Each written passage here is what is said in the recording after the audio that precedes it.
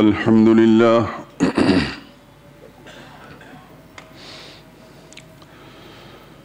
الحمد لله وحده والصلاة والسلام على من لا نبي بعده ولا رسول بعده ولا معصوم بعده أما بعد فإن خير الحديث كتاب الله وخير الهدي هدي محمد صلى الله عليه وسلم وشر الأمور محدثاتها وكل محدثة بدعة وكل بدعة ضلالة وكل ضلالة في النار. أعوذ بالله من الشيطان الرجيم. بسم الله الرحمن الرحيم. إلا تنصروه فقد نصره الله إذ أخرجه الذين كفروا ثاني اثنين إذ هما في الغار إذ يقول لصاحبه لا تحزن إن الله معنا فأنزل الله سكينته عليه وأيده بجنود لم تروها وجعل كلمة الذين كفروا السفلى وكلمة الله هي العليا والله عزيز حكيم.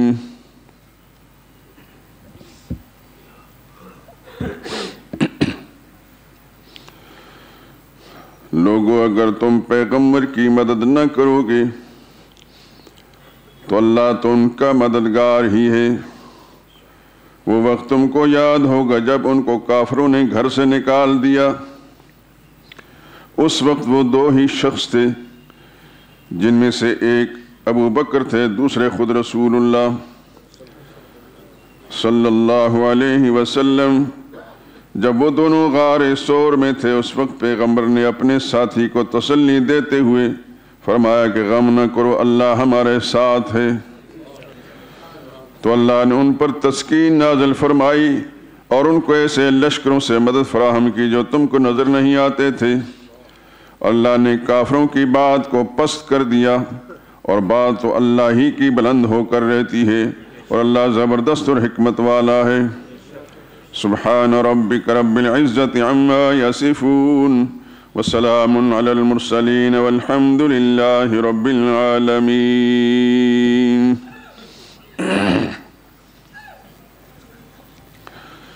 درود پاک پڑھ لیں.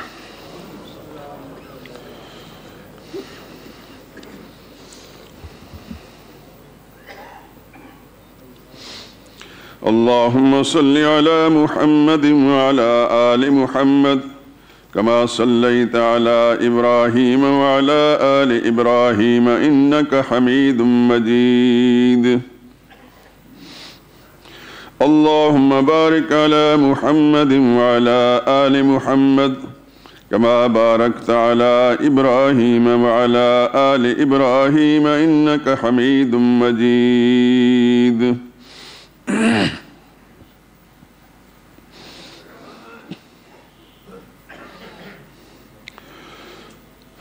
السلام اے جانشین اولین مصطفیٰ،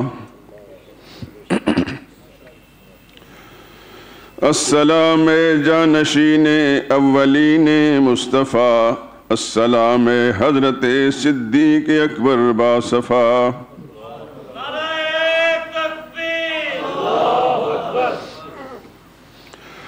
بعد از پیغمبراں تو افضل الانسان ہے، سابقون الاولون لا ریب تیری شان ہے.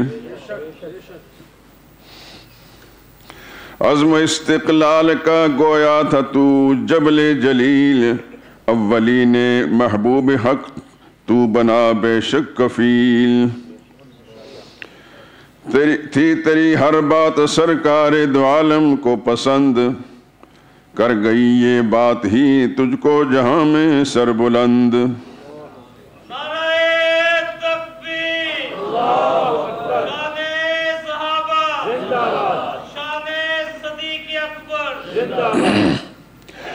جب چلے مکہ سے طیبہ کو شہ رحمت مآب، اس گھڑی بھی تو رہا ہر گام ان کے ہم رکاب. زندگی بھر چونکہ تو ان کا رفاقت میں رہا، چشمہ فیض نبی سیراب تجھ کو کر دیا۔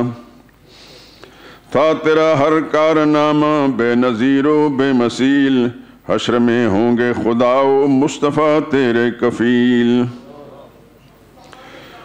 سبقت اسلام میں کوئی تیرا ثانی نہیں، سبقت اسلام میں کوئی تیرا ثانی نہیں، تو نے کوئی بات باطل کی کبھی مانی نہیں۔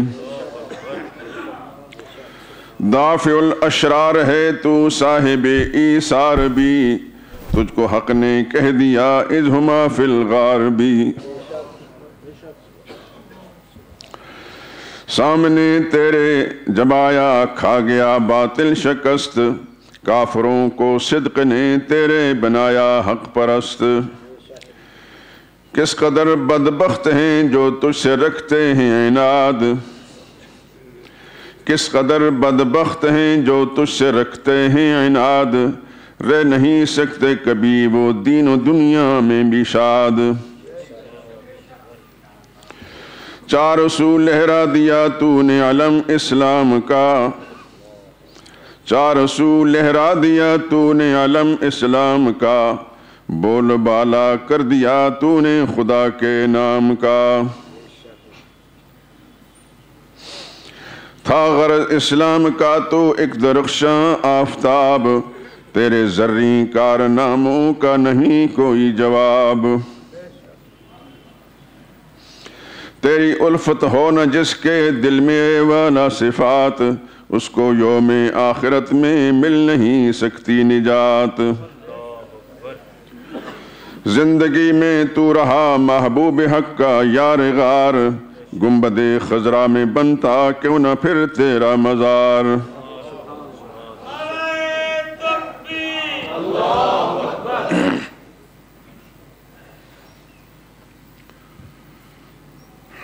بزرگان محترم، برادران عزیز،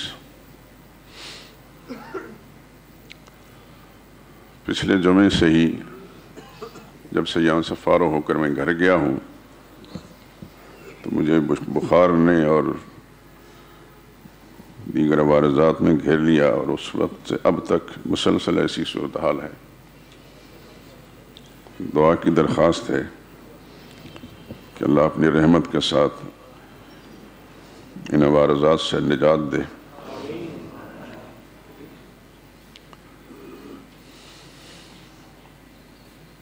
یہ نظم جو بھی میں نے پڑھی ہے اس سے ڈبل ہے نظم، لیکن آپ نے دیکھا کہ زبان میرا ساتھ نہیں دے رہی تھی، بس تھوڑے سے اشعار پر اکتفا کیا ہے۔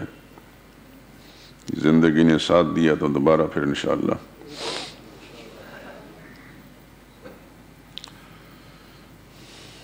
آج پاکستانی تقویم کے لحاظ سے 17 جمادی الثانیہ ہے۔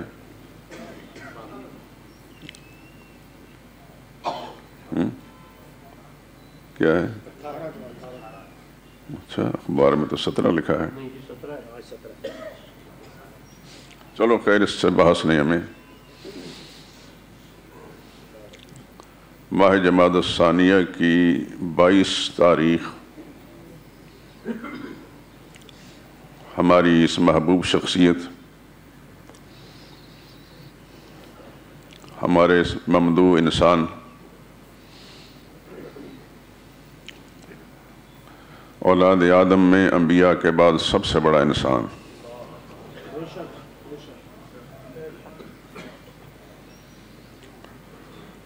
جوں آپ ان کی حیات طیبہ، سیرت مقدسہ پیر غور کرتے ہیں، کسی صحیح عالم کی لکھی ہوئی کتاب کو پڑھتے ہیں، یہ صحیح کی قید میں اس لیے لگا رہا ہوں کہ رتبہ یابس بے شمار ہے۔ بڑا دکھ ہوتا ہے خدا کی قسم، دنیا بھر کتاب کے اوراق بڑھانے کے لیے دنیا بھر کا جھوٹ لکھا ہوتا ہے۔ 10 القاب ہیں، علامہ، فہامہ، فہامہ، پتہ نہیں کیا سے کیا لکھنے والے کے۔ اب تو پیدائشی علامہ ہیں، جو پیدا ہوتا ہے وہاں ان کو علامہ ہی جنتی۔ مفتی اور علاموں کی ایک لائن لگی ہوئی ہے،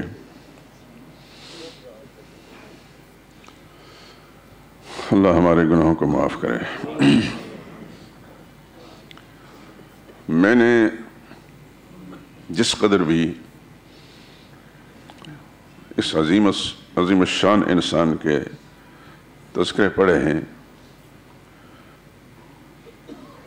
یقیناً میں کہہ سکتا ہوں کہ سینکڑوں کتابیں میں نے کھنگالی ہیں، کوئی دوسرا انسان ان کا ہم پلہ مجھے نظر نہ آیا۔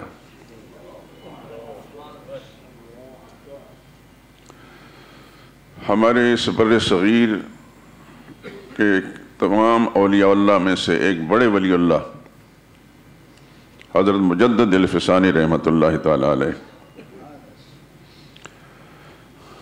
الفسانی کا معنی دوسرے 1000 سالہ دور کے مجدد۔ دیکھیے حالات کی ستم ظریفی، دیکھیے وہ مجدد الفسانی کو ایک مسلمان کہلانے والا بادشاہ جیل میں ڈالتا ہے۔ سن چکے ہیں آپ اس سے پہلے، مغلیہ سلاطین، اب ان کا نام لینے والا بھی کوئی نہیں ہے الا ماشاء اللہ۔ جب خدا کی بغاوت کرتے ہیں تو خدا بعض اوقات نام مٹا دیتا ہے۔ ان کے دربار کی حاضری کا لازمہ تھا کہ ہر آدمی سجدہ کرے۔ اللہ اکبر۔ مجدد صاحب رحمۃ اللہ تعالیٰ علیہ، اس زمانے میں آج میں اور آپ مجدد کہتے ہیں، اس زمانے کون مجدد کہتا تھا؟ مولوی احمد نام تھا ان کا، خدا کی اربوں کھربوں رحمت نازل ہوں۔ اور آپ دیکھتے ہیں کہ قرآن ٹولہ ہر دور کا جو حق پرست عالم ہوتا ہے وہ ان کے باطل رویوں پر تنقید کرتا ہے تو اس کا نام بھی صحیح طریقے سے نہیں لیتے۔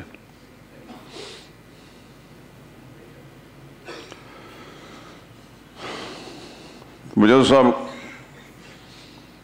کو بلایا گیا اس خیال سے کہ ان سے بھی سجدہ کرائیں گے، ان کے یہ فتوے باطل ہو جائیں گے۔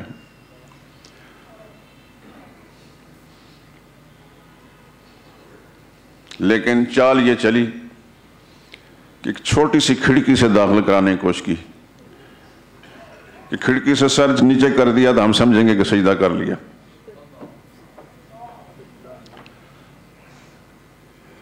یہ جہانگیر کا دور تھا۔ مجدد صاحب رحمۃ اللہ تعالیٰ علیہ، یہ اللہ والے ہوتے ہیں، ان کی فراست پہ قربان جائیے۔ مجدد صاحب جب وہاں پہنچے تو کہا گیا کہ اس کھڑکی سے اپنے داخل ہونا ہے۔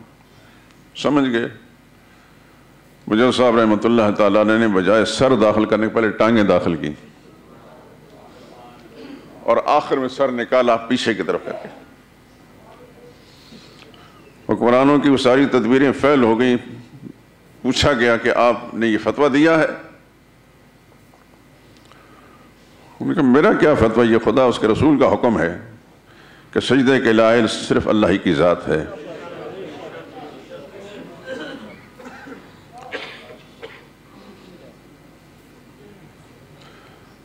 مجدد صاحب رحمۃ اللہ تعالیٰ قلعہ گوالیار میں بند کر دیا کہ اس مولوی کا دماغ وہاں ٹھیک ہوگا۔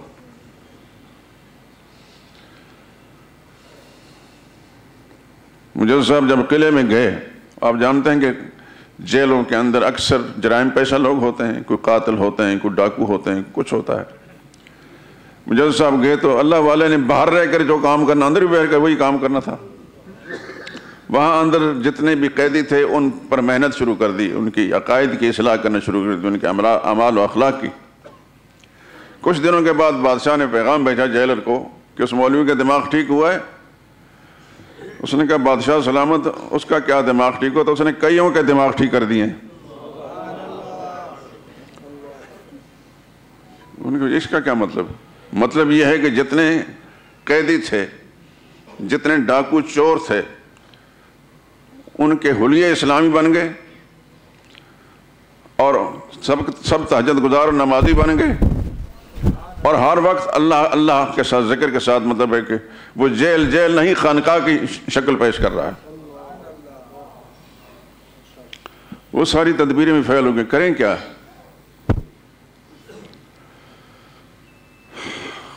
قدر کے فیصلے دیکھیں، اس کائنات کا ہر ذرہ خدا کے قبضے میں ہے۔ اچانک بادشاہ کے پیٹ میں درد ہوا، اللہ نے پکڑا اس کو، درد ہوا، ممکن تدبیریں ملک بھر کے جتنے اطباء ڈاکٹر جو حکامات جو تھے سارے کے سارے آئے، علاج کیا، کچھ بھی نہ ہوا، مرض بڑھتا گیا، جوں دوا کی۔ اب بادشاہ تو ہر ایک کے سامنے رو نہیں سکتا تھا، فریاد کر نہیں سکتا تھا، شان میں فرق پڑتا ہے۔ رات کے وقت اس بند کمرے میں جہاں اس کے فریادوں کی آواز باہر نہیں نکلتی، وہاں جا کر کہتا ہے یا اللہ میں کس جرم کی سزا میں مجھے یہ تکلیف ہو رہی ہے۔ ایک غیبی آواز آئی، تو نے میرے بندے کو پکڑا ہے، میں نے تجھے پکڑ لیا ہے۔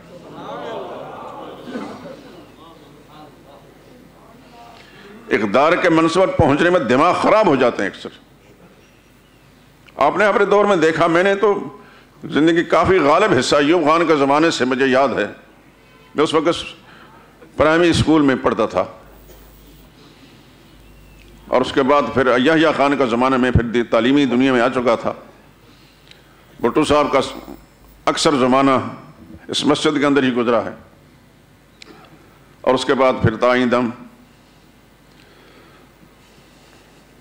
جو بھی اقتدار کا منصب آتا ہے اس کا دماغ خراب ہوتا ہے۔ ایسی نحوست ہے اس اقتدار کی کرسی میں کہ پھر وہ اول فول وقتا ہے، اس کو خود پتہ بھی نہیں ہوتا۔ خیر، جب غیبی آواز آئی کہ تو نے میرے بندے کو پکڑا تھا، میں نے تجھے پکڑ لیا، سارا نشہ کافور ہو گیا۔ باہر نکلا اس رات کے وقت، سیدھے جیل کے دروازے پر اپنے لاؤ لشکر سمیت پہنچا۔ اللہ اکبر۔ داروغہ جیل کو جا کر کہتا ہے مولوی عام سے کہیں کہ بادشاہ اپنی غلطی کی معافی مانگنے آیا ہے۔ بادشاہ بھی کو ہماری طرح، مجلس صاحب بھی تو ہماری طرح کے تھے نہیں کہ یہ سن کر کہ بادشاہ مجھ سے معافی مانگنے آیا، اترانے لگے۔ مجلس صاحب نے اندر سے پیغام بھیجا، میں بادشاہ کا شکر گزار ہوں، ان لوگوں پر محنت کرنے کا مجھے موقع مل گیا ہے، مجھے اگر جیل میں نہ بھیجتا تو میں ان پر محنت نہ کرتا۔ ان سے جا کر کہتے ہیں کہ تو نے غلطی میری نہیں کی تھی، خدا کے حکم عدولی کی تھی، خدا سے معافی مانگ، خدا معاف کر دے گا۔ اور بالآخر مجدد صاحب کو جیل سے باوقار طریقے سے نکالا گیا، اور مجدد صاحب رحمۃ اللہ تعالیٰ علیہ نے پھر جتنے وزیر مشیر تھے ان سب کے نام خط لکھے۔ یہ جو مجدد صاحب کے مکتوبات ہیں فارسی زبان میں، اب تو فارسی مدرسوں کے اندر بھی پڑھائی جاتی، میں اپنے ان اساتذہ جنہوں نے مجھے فارسی پڑھائی ہے ان کے لیے دعا کر دو خدا کی ارب رحمت نازل ہوں۔ آج خدا کی قسم مجھے فارسی پڑھنے میں اور سمجھنے میں کوئی دشواری نہیں ہوتی، لیکن اب میں دیکھتا ہوں مدرسوں کے اندر فارسی ختم ہے۔ جو فارسی نہیں پڑھتے وہ مجدد صاحب کی مکتوبات کو کیا پڑھیں گے، وہ شاہ ولی اللہ کتابوں میں کیا سمجھیں گے، شاہ عبدالعزیز محدث دہلوی کتابوں میں کیا سمجھیں گے، شیخ عبدالحق محدث دہلوی کتابوں میں کیا سمجھیں گے۔ یہ بڑا خلا ہے۔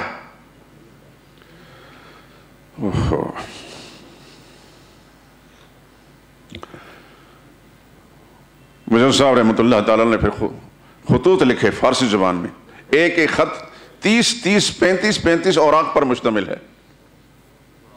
خدا کی قسم ایک خزانہ ہے، خزانہ مجدد صاحب کے مکتوبات۔ آپ حضرات کو اگر فارسی سے کچھ درک ہے تو میں درخواست کروں گا کہ مجدد صاحب کے مکتوبات کو فارسی میں پڑھیں، لیکن اگر فارسی نہیں پڑھی تو پھر بھی مکتوبات اردو ترجمہ ہو چکا ہے، ان کو لے کر ان سے استفادہ کریں، پتہ چل جائے کہ اولیاء اللہ کیا لوگ ہوتے ہیں۔ میں اولیاء اللہ کو مانتا ہوں، مجدد صاحب جیسے لوگوں کی جوتیوں کے تلووں سے لگی ہوئی مٹی کو اپنے لیے سرمہ بصیرت سمجھتا ہوں، لیکن ٹھگوں کو نہیں مانتا ہوں۔ ولایت کے نام پر جو ٹھگی کرتے ہیں میں ان کو نہیں مانتا، نبوت کے نام پر ٹھگ مرزا غلام احمد قادیانی دجال کو نہیں مانتے، اس طرح ولایت کے نام پر ٹھگی کرنے والوں کو ہم نہیں مانتے۔ اب تو گلی گلی کے اندر ولی اللہ پھر رہے ہیں، میں ایسوں کو ولی اللہ مانتا ہوں۔ یہ مجدد صاحب بات کر رہا تھا مجدد صاحب کی، انہوں نے اپنے مکتوبات میں لکھا، میں تھوڑا سا تعارف اس لیے کرا کہ آپ کے پتہ چلے کہ مجدد صاحب کیا تھے۔ انہوں نے لکھا ہے کہ تمام صحابہ اکرام اللہ والے جنت میں اللہ نے ان کو ایک خاص مقام ان کے لیے مقرر کیا ہے، ایک محلہ ہے صحابہ اکرام کا، سب اس محلے میں ہوں گے، لیکن ابوبکر صدیق اس بلڈنگ کے اندر ہے جہاں محمد رسول اللہ صلی اللہ علیہ وسلم ہے۔ اس سے میں یہ بتانا چاہتا ہوں کہ ابوبکر صدیق کا مقام کیا ہے۔ خدا کی ارب ہا کھرب ہا رحمت نازل ابوبکر صدیق پر بھی اور تمام صحابہ اکرام پر بھی۔ اللہ پاک ہمیں زندگی کی ہر سانس میں ان کی اتباع اور پیروی نصیب فرمائے۔ عرض کر رہا تھا کہ میں نے اب تک جتنا مطالعہ کیا ہے، ابوبکر صدیق جیسا انسان کوئی بھی نظر نہ آیا۔ حالانکہ بڑے بڑے مقام ہیں، فاروق اعظم کا بڑا مقام ہے، سیدنا عثمان ذی النورین کا بڑا مقام ہے، رسول اللہ کے دور داماد آدم کے اولاد میں سوائے حضرت عثمان کا کوئی دورہ داماد پیغمبر کا نہیں ہے۔ سیدنا علی کا بڑا مقام ہے، عشرہ مبشرہ کا بڑا مقام ہے، وہ 10 خوش نصیب انسان جن کو نام بنام اللہ کے پیغمبر نے جنت کی بشارت دی، تو بھی جنتی ہے، تو بھی جنتی ہے، تو بھی جنتی، تو بھی جنتی ہے۔ میرے دوستو یہ معمولی بات نہیں، ایک انسان دنیا کے اندر چل پھر رہا ہے زمین پر، اس کو خدا کے پیغمبر اپنی وحی والی زبان تک کہ تو جنتی ہے، اس سے بڑا خوش نصیب انسان میں کوئی ہوگا؟ لیکن ابوبکر صدیق جیسا کوئی بھی نہیں، کسی بھی پہلو سے کوئی انسان عشرہ مبشرہ میں یا دیگر صحابہ اکرام ابوبکر صدیق جیسا نہیں ہے، بہت بڑا فرق ہے۔ اس لیے فاروق اعظم رضی اللہ تعالیٰ عنہ کو یہ کہنا پڑا،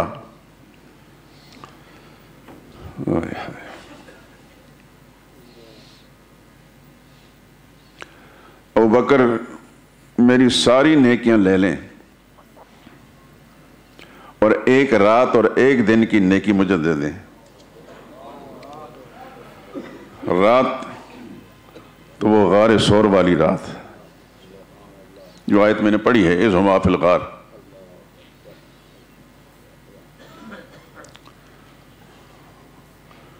اور دن والی نیکی جو مرتدین کے خلاف انہوں نے جہاد کیا تھا۔ اللہ اکبر۔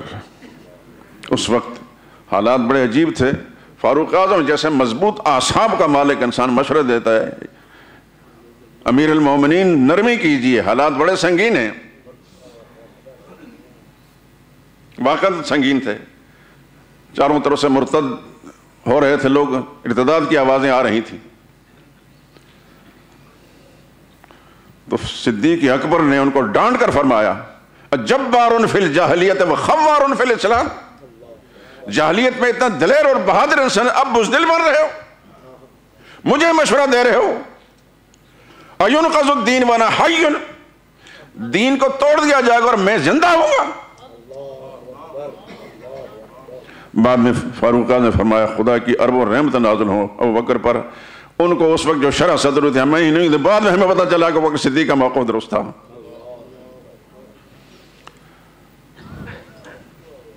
مسیلمہ کذاب کا فتنہ اسی دور کے اندر ختم ہوا، بڑی تعداد میں صحابہ اکرام شہید کرا دیے، لیکن اس جعلی کذاب نبوت کے دعوے دار کو زندہ نہیں رہنے دے، جب تک اس کی ہلاکت کی خبر نہیں آئی ابوبکر صدیق پیچھے نہیں ہٹے۔ اسلام کا مزاج یہ نہیں ہے کہ جعلی نبوت کے دعوے داروں کو برداشت کیا جائے، اور ہمارے پاکستان کے اندر اس وقت قادیانی دندنا رہے ہیں، اقتدار کے کرسیوں پر ہیں۔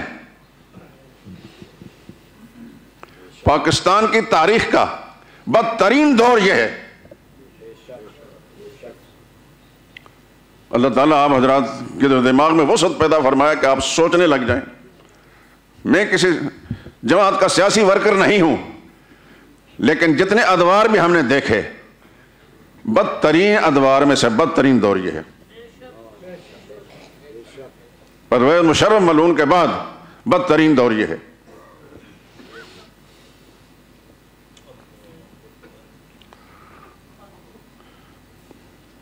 پاکستان کی سڑکوں پر ابوبکر صدیق کو گالیاں بکی جائیں اور گالیاں بکنے والوں کو باوقار طریقے سے اٹھا کر ملک سے باہر بھیج دیا جائے۔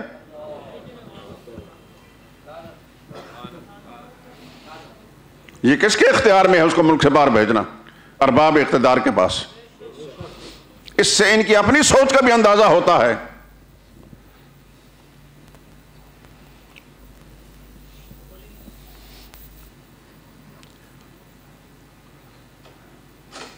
ایک شخص بڑے دھڑلے سے کہتا ہے میں قادیانی ہوں، مجھے اپنے قادیانی ہونے پر فخر ہے، اور اسے اقتدار سپرد کیا گیا ہے۔ جانتے ہیں آپ اس کو؟ شہزاد اکبر اس کا نام ہے۔ اسی طرح اور کئی ملعون ہیں۔ جب اللہ کا باغیوں کا یوں اکرام ہوگا، ان کی عزت دی جائے گی، تو اس ملک پر خدا کی رحمتیں آئیں گی۔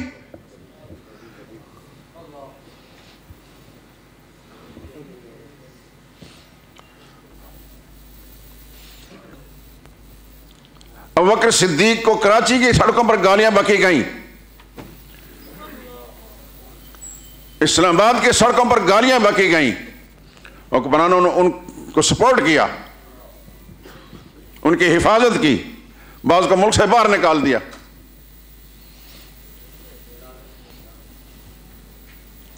یہی وہ ملک ہے جس میں سرور عالم صلی اللہ علیہ وسلم کی شان میں گستاخی کرنے والی ایک عورت کو نچلی عدالتیں اس کو سزائے موت دیتی ہیں، سب سے اوپر کی عدالت اس کو خجالت اور ضلالت کہا جائے تو غلط نہیں ہوگا۔ اس نے باوقار طریقے سے اس کو بری کر دیا اور ملک سے باہر نکال دیا گیا۔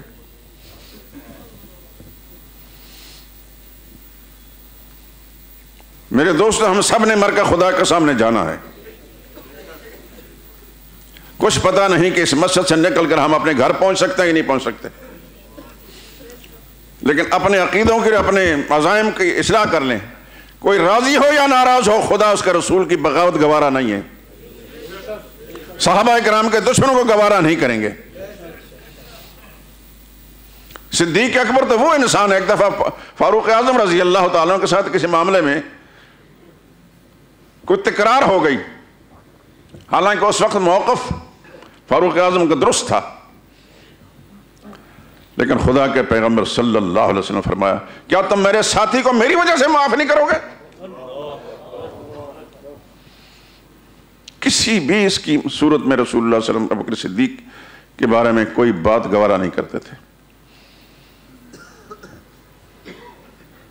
اسلام نبوت سے پہلے زندگی آخری سانس تک رسول اللہ صلی اللہ علیہ وسلم کے ساتھ اس طرح ساتھ ساتھ رہے جس طرح انسان کے ساتھ اس کا سایہ چلتا ہے۔ کوئی موقع، کوئی بات پیغمبر کی زبان سے ایسی نہیں نکلی کہ ابوبکر صدیق نے اس کا انکار کیا ہو۔ فارسی کے کسی شاعر نے نرفت بر زبان او، نرفت لا بر زبان او ہرگز مگر باشہد اللہ الہ الا اللہ۔ ابوبکر صدیق کی زبان پر لا کا لفظ جس کا معنی نہیں نکلا سوائے کلمہ توحید کے اشہد اللہ الہ الا اللہ کے۔ نبی نے جو کچھ فرمایا انہوں نے آمنا وسلم نہ کہا۔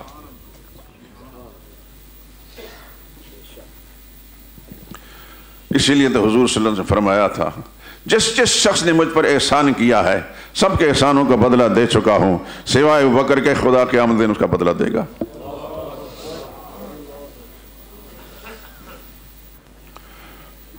ما نفعنی مال، کسی شخص کے مال نے مجھے فائدہ نہیں دیا، ما نفع مال ابوبکر، جتنا ابوبکر کے مال نے مجھے فائدہ دیا ہے۔ آپ کے علم میں ہے، یقین ہونا چاہیے، نہیں تو اگر اللہ تعالیٰ نے مجھے کتاب مکمل کر کے چھاپنے کا موقع دیا تو اس میں نے لکھا ہے سیدہ خدیجہ رضی اللہ تعالیٰ عنہ کے ساتھ نکاح کی جب باری آئی تو نبی کریم صلی اللہ علیہ وسلم کے پاس اس وقت کچھ نہیں تھا مہر دینے کے لیے، اور مہر تو یہ لازمی ہے، اور اس زمانے میں جہالت یہ ہے، ہندوانہ سوچ رکھنے والی خواتین مرد کسی کے نکاح کی بات آتی ہے تو کہتے ہیں ہمارے ہاں یہ مہر دینے لینے کوئی رواج نہیں، اس کو رواج سمجھتے ہیں۔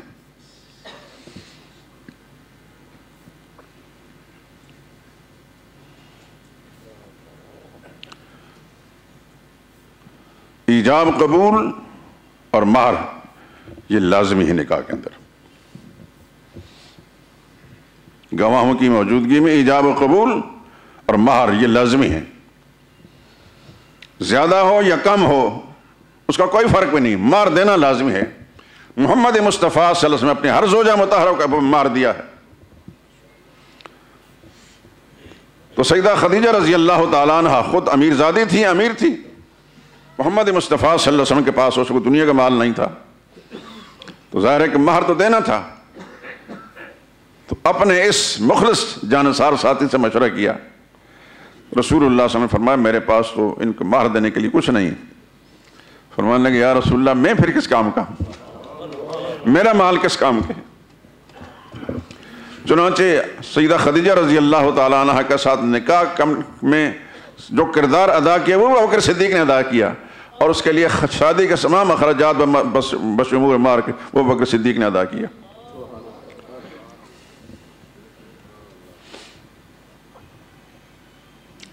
اور دیکھیے عجیب انسان تھے یہ۔ نبی کریم صلی اللہ علیہ وسلم نے فرمایا کہ ظاہر بات ہے کہ یہ مہر آج آپ ادا کر رہے ہیں، مجھے قرض لوٹانا بھی تو ہے۔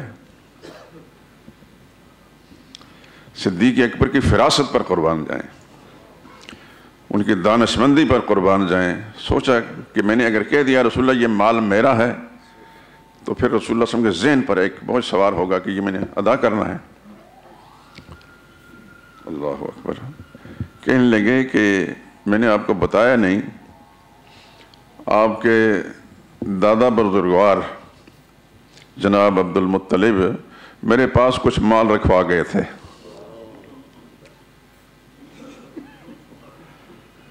اللہ اکبر۔ اس لیے اللہ کے نبی نے فرمایا مجھے کسی کے مال نے اتنا فائدہ نہیں دیا جتنا ابو بکر صدیق کے مال نے فائدہ دیا۔ اور وصال کا قریب فرمایا سارے دروازے بند کر دیے جائیں سوائے ابو بکر کے دروازے کے۔ مسجد نبی کے چاروں طرف جو دروازے اس وقت مختلف ناموں سے تھے، فرمایا سب کے دروازے بند کر دیے سوائے ابو بکر صدیق۔ اور آپ نے دیکھا کہ حضور صلی اللہ علیہ وسلم اپنی حیات طیبہ کے اندر کئی نمازیں ابو بکر صدیق کے خدمت میں پڑھی، تقریباً 17 نمازیں ابو بکر صدیق نے حضور کی حیات کے اندر پڑھائی ہیں۔ نماز پڑھانے کا جب ٹائم آیا تو حضور نے فرمایا مروا ابا بکر فلیصلی بالناس، خود بیمار تھے، چل پھر نہیں سکتے تھے، ابو بکر سے کہو کہ لوگوں کو نماز پڑھائیں۔ تو امہات المومنین حضرت عائشہ صدیقہ رضی اللہ جو ان کی صاحبزادی تھیں، انہیں اپنے ابا کی حالت معلوم تھی کہ وہ بڑے رقیق القلب ہیں، مسئلے پہ جب حضور کو نہیں دیکھیں گے تو شاید یہ بے ہوش ہو کر گر جائیں۔ عرض کہ یا رسول اللہ ابا بڑے رقیق القلب ہیں، آپ حضرت عمر سے کہیں وہ ذرا مضبوط اعصاب کے مالک ہیں۔ حضور نے فرمایا مروا ابا بکر فلیصلی بالناس، توجہ نہیں دی ان کی بات، ابو بکر سے کہو لوگوں کو نماز پڑھائیں۔ پھر انہیں حضرت حفصہ کو ساتھ میں لا لیا، پھر عرض کیا تو پھر رسول اللہ صلی اللہ علیہ وسلم نے تھوڑا سا ناراضگی کا اظہار کیا، انتن صواحب یوسف، یوسف کے زمانے کے اندر جو عورتیں ہیں ان کو امر حق سے باز رکھنا چاہتی تھیں، آپ اس طرح کردار ادا کر رہی ہو، مروا ابا بکر فلیصلی بالناس۔ بس پھر اس کے بعد کوئی بات نہیں ابو بکر صدیق کو کہا گیا۔ اور جس کو خدا نے اپنے نبی کی رفاقت کے لیے اور نبی کے مسئلے پر خلافت کا منصب سنبھالنے کے لیے پیدا کیا تھا، اس کی ساری رقاقت قلبی جو اس وقت ختم ہو گئی، اللہ پاک نے حوصلے دے دیے۔ یہی وجہ ہے کہ مرتدین کا زمانہ بھی میں نے آپ سنایا ہے کہ بڑے بڑے صحابہ اکرام کے قدم جو ہیں ڈگمگا رہے تھے کہ امت پر بہت بڑی مصیبت نہ آ جائے، تو فاروق اعظم جیسا مضبوط اعصاب کا مالک مشورہ دیتا تھا، ابو بکر صدیق نے ان کو ڈانٹ دیا، جبار فی الجاہلیہ و خوار فی الاسلام، زمانہ جاہلیت میں بڑے دلیر اور بہادر تھے، اب آ کر بزدلی دکھا رہے ہو۔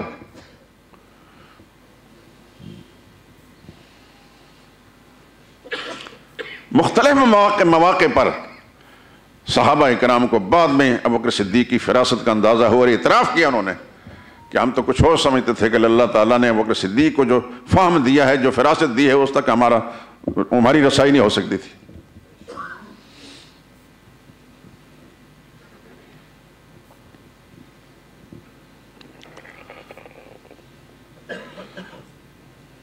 زندگی کا کوئی موقع ایسا نہیں ہے جس میں ابوبکر صدیق نے رسول اللہ کا ساتھ نہ دیا۔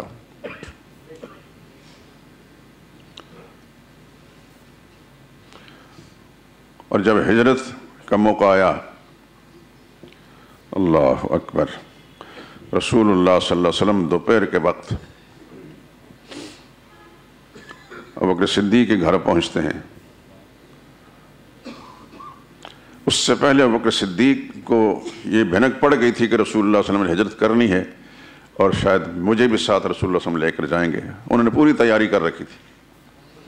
2 اونٹ انہوں نے اس کام کے لیے تیار کر کے کسی دوسرے آدمی کے پاس پہنچائے ہوئے تھے کہ جس وقت ہم نے جانا ہے تو اس وقت آپ کا پیغام پہنچایا جائے گا، اس وقت اونٹوں کو تیار کر کے ہمیں ہمارے پاس پہنچا دینا۔ نبی کریم صلی اللہ علیہ وسلم وہاں پہنچتے ہیں۔ 2 صاحبزادیاں ہیں، حضرت عائشہ رضی اللہ تعالی عنہا اس وقت تک رسول اللہ کی زوجیت میں نہیں آئی تھی، اور بڑی بہن حضرت اسماء بنت ابی بکر رضی اللہ تعالی عنہا۔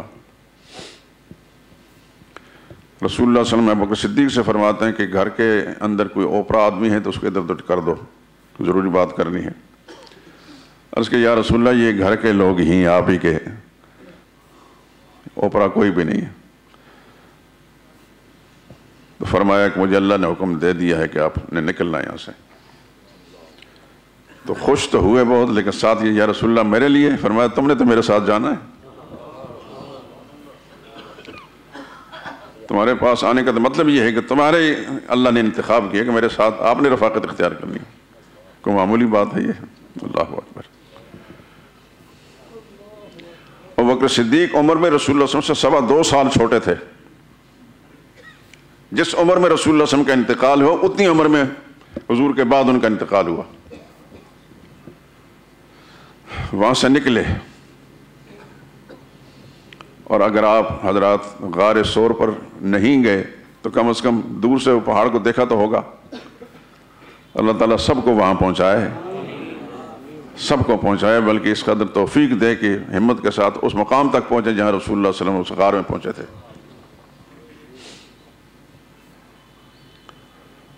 بہت اونچا پہاڑ ہے۔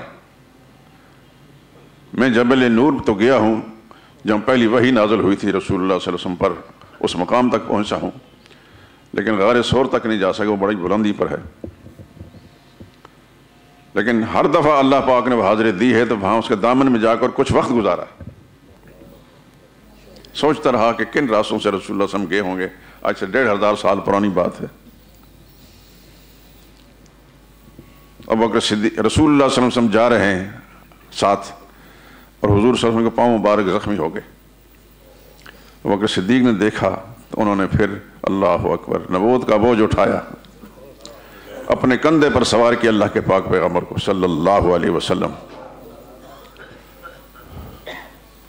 اور پھر اتنی اونچائی پر پیدل ویسے انسان جانا کافی دشواری محسوس کرتا ہے، اس شخص کے ایمان اور جذبے کا حال دیکھیں۔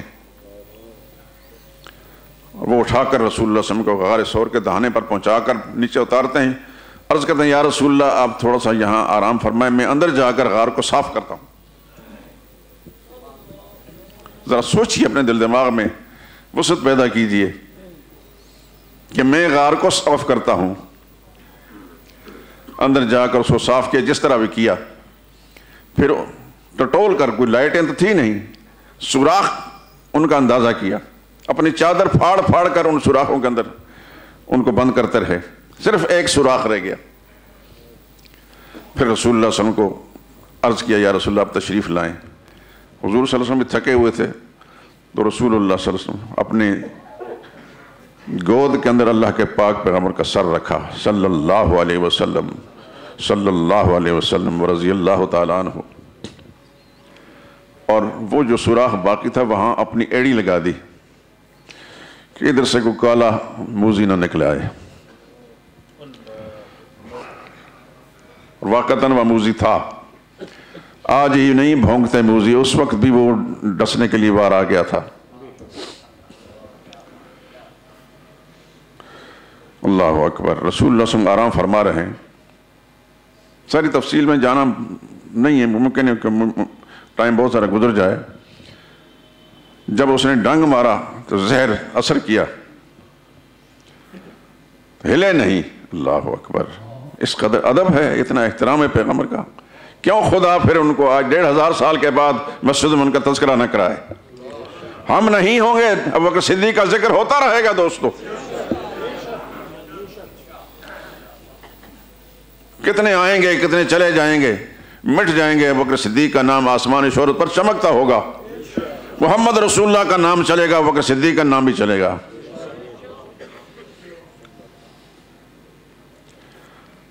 ڈنگ جب مارا تو زہر نے اثر کیا پورے بدن پر، ہلے نہیں. بالآخر آنکھوں سے آنسو جاری ہو گئے. آنکھوں سے آنسو جو نکلے تو رسول اللہ صلی اللہ علیہ وسلم کے چہرے انور پر حضور صلی اللہ علیہ وسلم کی آنکھ کھولے. ابو بکر کیا بات ہے؟ یا رسول اللہ موزی نے ڈس لیا ہے. اللہ اکبر، اللہ اکبر. قربان جائیں، ان کے پیر پر بھی قربان جائیں. خدا کے پیغمبر اپنا لعاب مبارک نکال کر اسے کا لگاتے ہیں، خدا تعالیٰ اس کی شفا دے دیتے ہیں.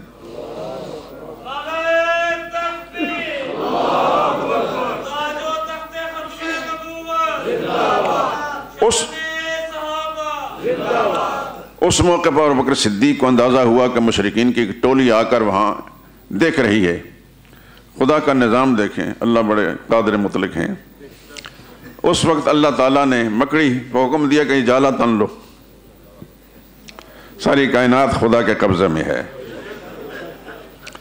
اللہ اکبر. ہر چیز اللہ کے قبضے میں ہے، ہر چیز اللہ کی بات مانتی ہے. یہ بد نصیب انسان ہی ایسا دنیا میں ہے جو خدا کی بات نہیں مانتا. انہوں نے آپس مشورے کیا. کسی نے کہا کہ یہاں اندر گئے ہوں گے، کسی نے کہا بھائی اگر گئے ہوں گے تو یہ جالا کیوں نہیں ٹوٹا؟ چنانچہ وہاں سے آپس میں گفتگو کر کے وہاں سے واپس ہوئے. رسول اللہ صلی اللہ علیہ وسلم کو عرض کیا ابو بکر صدیق نے، یا رسول اللہ ان کم بختوں کے پاؤں مجھے نظر آ رہے ہیں، اگر یہ نیچے جھک کر دیکھنے کی کوشش کریں گے تو ہمیں دیکھ لیں گے. تو ابو بکر صدیق مضطرب ہیں، پریشان ہیں. تو خدا کے پیغمبر نے محسوس کر لیا کہ یہ شخص میری وجہ سے پریشان ہے. فرمایا لا تحزن ان اللہ معنا، غم نہ کر، خدا ہمارے ساتھ ہے. ایک حدیث کے الفاظ ہیں، تمہارا ان دو کے بارے میں کیا خیال ہے جن کا تیسرا اللہ ہے؟ قرآن کریم کی یہ آیت نمبر 40 ہے سورہ توبہ کی. اس کو کہیں جا کر کسی مفسر، کسی صحیح تفسیر لکھنے والے کو دیکھ لینا. اس جگہ کے اندر ایک تو ثانی سنیز کا لفظ اس کے اندر آیا ہے، دو میں سے دوسرے تھے.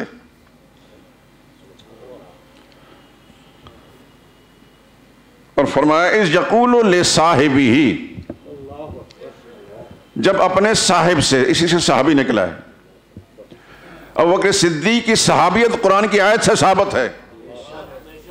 علماء نے لکھا ہے کہ جو شخص ابو بکر صدیق کی صحابیت کا منکر ہے وہ قرآن کا منکر ہے، دار اسلام سے خارج ہے.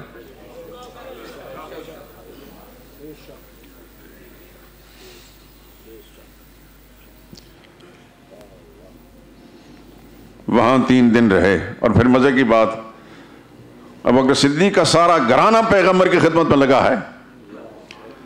آپ کے صاحبزادے عبداللہ رات کو وہیں رہتے، صبح سویرے اندھیرے منہ نکل آتے اور باہر مشرکین کے تمام منصوبہ بندیوں سے آگاہ ہو کر رات کو پھر اطلاع دے دیتے کہ آج یہ ہوا، آج یہ ہوا ہے.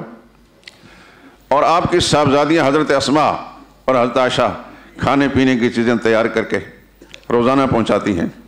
بس کتابوں میں آتا ہے کہ حضرت اسماء جو ہیں خود جاتی تھی کھانا پہنچانے کے لیے رات کے وقت. اللہ اکبر. نہ بیٹریاں تھیں، نہ کچھ تھا، نہ لائٹیں تھیں. پورا گھرانہ اس نبوت کی خدمت میں لگا ہوا ہے.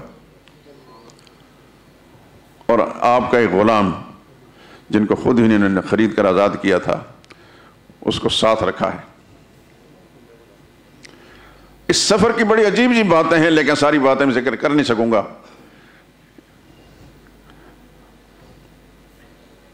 ابوبکر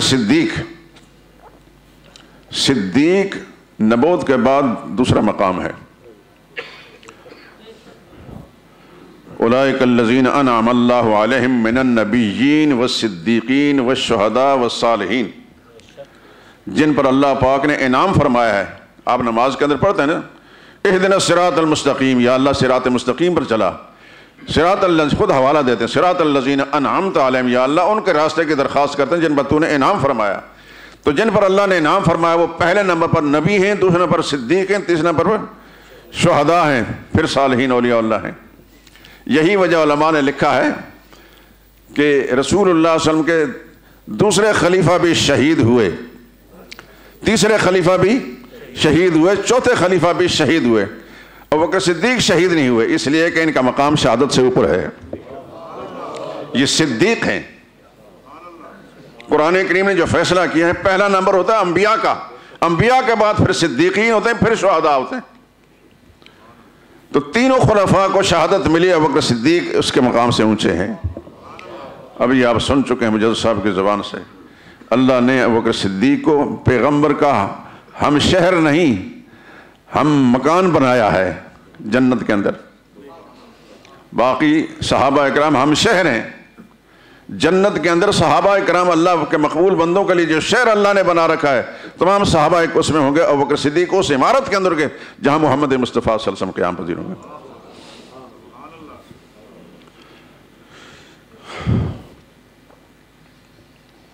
کسی بھی پہلو سے ان کا ذکر کریں میرے دوستو، خدا کی قسم، ایک شعر پیش کر کے بات ختم کرتا ہوں۔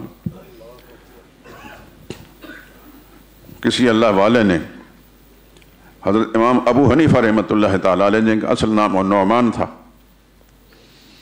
ان کا کسی نے ذکر کیا تو سننے والے نے کہا عید ذکر نعمان لنا ان ذکرہ هو المسک ما کررتہ یتزوع، نعمان کا ذکر پھر کرو میرے سامنے، ان کا ذکر اتنا لذیذ ہے کہ جتنی دفعہ تم ذکر کرتے ہو اس کو خوشبو ہی آتی رہتی ہے۔ تو میں اس شعر کو ابوبکر صدیق پر منطبق کرتا ہوں کہ ابوبکر صدیق ایسے انسان ہے کہ جس پہلو سے بھی ان کا ذکر کیا جائے خوشبو ہی آتی رہے گی۔